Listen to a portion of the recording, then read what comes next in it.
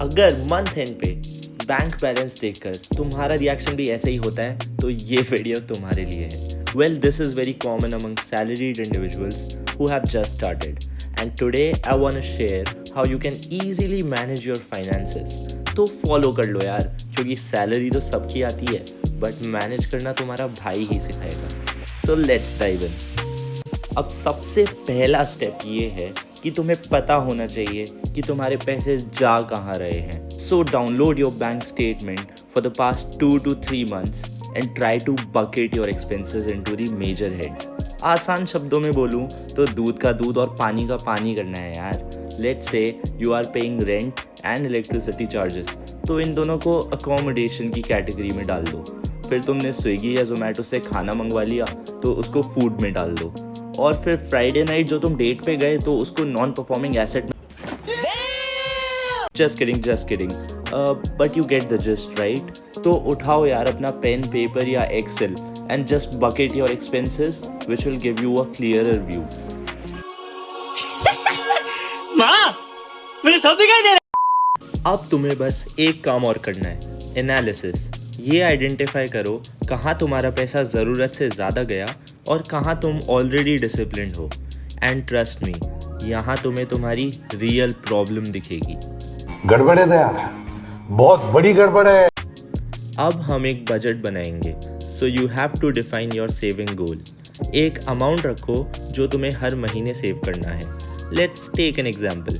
अगर कोई 60,000 per month कमा रहा है तो उसका एक रीजनेबल सेविंग गोल 15,000 पर मंथ हो सकता है। तो उसकी डिस्पोजेबल इनकम बचेगी 45,000। अब ये सेविंग गोल का रीजनेबल होना बहुत बहुत ज़रूरी है। तो अपने पास्ट एक्सपेंसेस को एनालाइज करके एक रीजनेबल फिगर पर आओ जो तुम हर महीने ईजिली सेव कर सकते हो। मेरे एक्सपीरियंस के according 25% of your monthly salary is a decent saving amount. But again 25% might not work for you. तो अपने हिसाब से वो फिगर डिफाइन करो और इतना भी सेव मत करना कि तुम अपनी लाइफ ही इंजॉय ना कर पाओ। वैसे भी पैसे बचाने से कोई अमीर बना है क्या? अब उस सेविंग्स का करना क्या है, इन्वेस्ट कहाँ करना है, ये एक सेपरेट टॉपिक है और इस पर एक अलग वीडियो बन सकती है। So I won't get into this right now continuing with that example, जिसमें 60,000 में से 15,000 तो सेव कर लिए थे पर 45,000 बचे हुए हैं। अब इस 45,000 में से फिक्स्ड एक्सपेंसेस हटा दो, मतलब ऐसे खर्चे जो आपको पता है हर महीने आपको पे करने ही हैं। For example rent expense. So let's say after removing the fixed expenses income 30,000 बचती है। अब ये 30,000 आपका फ्री कैश फ्लो है।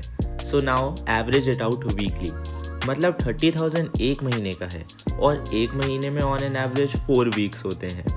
तो एक वीक का बजट ऑलमोस्ट 7,000 हो गया। मतलब एक दिन में तुम ऑलमोस्ट 1,000 का खर्चा अफोर्ड कर सकते हो। Quick maths right? Nice. Once you are done with this calculation, this is where the magic happens. तुम्हारा दिमाग हर एक्सपेंस से पहले ऑटोमेटिकली सोचेगा क्या ये खर्चा मेरे 1,000 पर डे के बजट में फिट होता है या नहीं, और फिर आएगा तुम्हारा कंट्रोल तुम्हारे कैश फ्लो पे, because you will know if you are over spending or not. अब इसका मतलब ये बिल्कुल भी नहीं है कि तुम एक दिन में 1,000 से ज़्यादा का खर्चा कर ही नहीं सकते यार, because every day is not going to be same right. Sometimes you will spend 2,000 but sometimes पूरा दिन 300-400 रुपीज़ में निकल जाएगा। सो यस, गेम सॉर्टेड है, बस महीने के एंड में टोटल ऑलमोस्ट 30,000 के अंडर रहना चाहिए। अगर तुमने ये सिंपल सा सिस्टम फॉलो कर लिया ना तो महीना ख़त्म होने से पहले सैलरी ख़त्म नहीं होगी। और सबसे बड़ी बात, तुम्हें पहली बार लगेगा कि तुम पैसे कंट्रोल कर रहे हो।